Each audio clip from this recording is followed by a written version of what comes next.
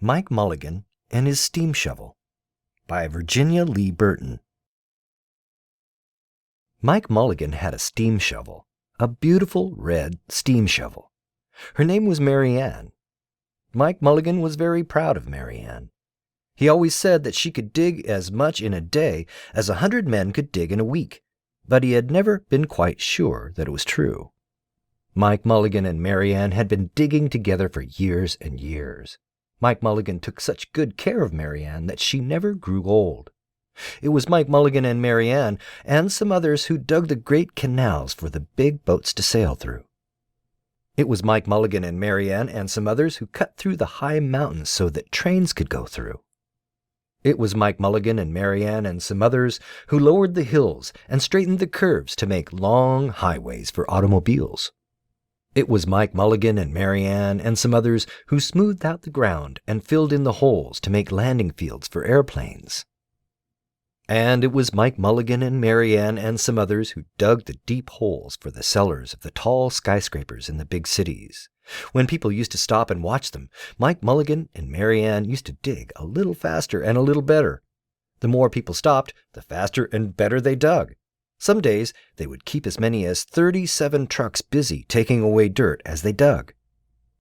But then along came the new gasoline shovels and the new electric shovels and the new diesel motor shovels and took all the jobs away from the steam shovels.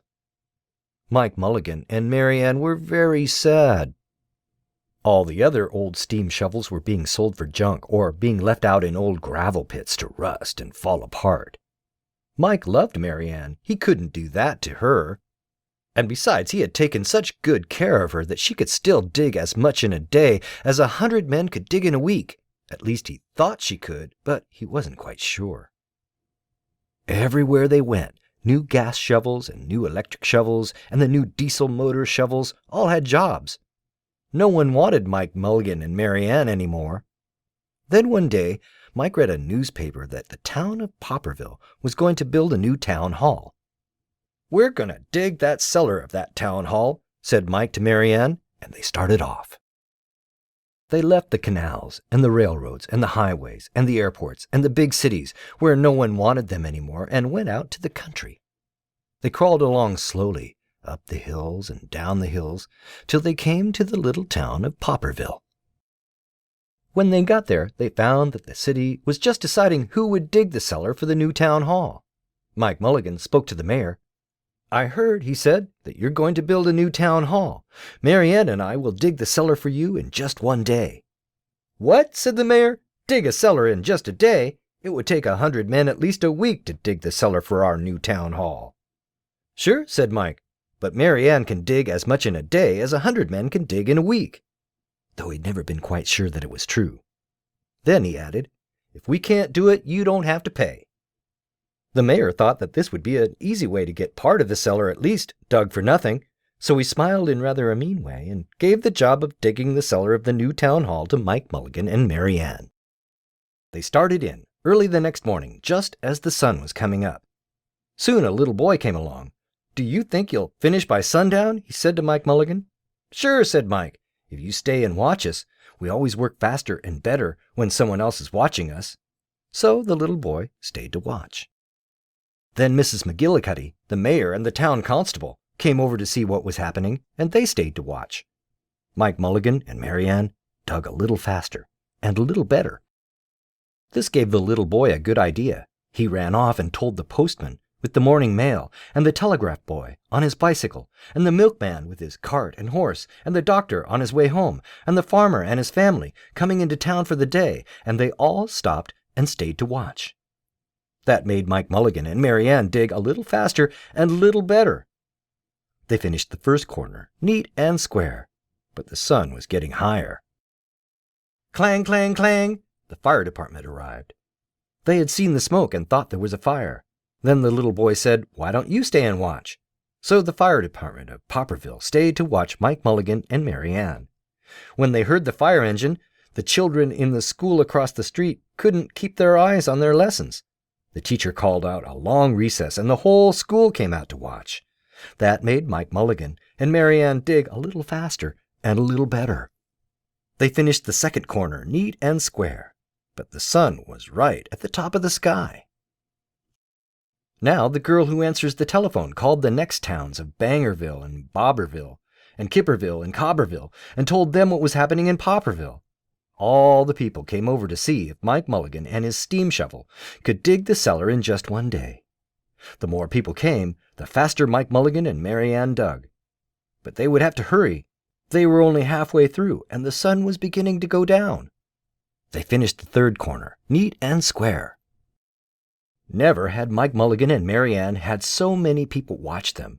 Never had they dug so fast and so well, and never had the sun seemed to go down so fast. "Hurry, Mike Mulligan! Hurry, hurry!" shouted the little boy. "There's not much more time." Dirt was flying everywhere, and the smoke and the steam were so thick that people could hardly see anything. But listen! Bing, bang, crash, slam, louder and louder, faster and faster. Then suddenly it was quiet. Slowly the dirt settled down, the smoke and the steam cleared away, and there was the cellar all finished. 4 corners, neat and square, 4 walls, straight down, and Mike Mulligan and Mary Ann at the bottom, and the sun was going down behind the hill. "Hooray!" shouted the people. "Hooray for Mike Mulligan and his steam shovel! They have dug the cellar in just one day." But suddenly the little boy said, "How are you going to get out?" "That's right," said the people to the mayor. "How's he going to get the steam shovel out?" The mayor didn't answer, but he smiled in rather a mean way. And then everybody said, "How are you going to get out?" "Hi, Mike Mulligan, how are you going to get your steam shovel out?" Mike Mulligan looked around at the 4 walls and the 4 corners, and he said, "We've dug it so fast and we've dug it so well that we've quite forgotten to leave a way out." Nothing like this had ever happened to Mike Mulligan and Mary Ann before, and they didn't know what to do. Nothing like this had ever happened before in Popperville. Everyone started talking at once, and everybody had a different idea, and everybody thought that his idea was the best. They talked and they talked and they argued and they fought till they were all worn out, and still no one knew how to get Mike Mulligan and Mary Ann out of the cellar they had dug. Then the mayor said, "The job isn't finished because Mary Ann isn't out of the cellar, so Mike Mulligan, you won't get paid." And he smiled again in rather a mean way. Now the little boy, who'd been keeping very quiet, had another good idea. He said, "Why couldn't we leave Mary Ann in the cellar and build the new town hall above her? Let her be the furnace for the new town hall, and let Mike Mulligan be the janitor. Then you wouldn't have to buy a new furnace, and we would pay Mike Mulligan for digging the cellar in just one day." "Why not?" said the mayor, and he smiled in a way that was not quite so mean. "Why not?" said Mrs. McGillicuddy. "Why not?" said the town constable. "Why not?" said all the people. So they found a ladder and they climbed down into the cellar to ask Mike Mulligan and Mary Ann. "Why not?" said Mike Mulligan.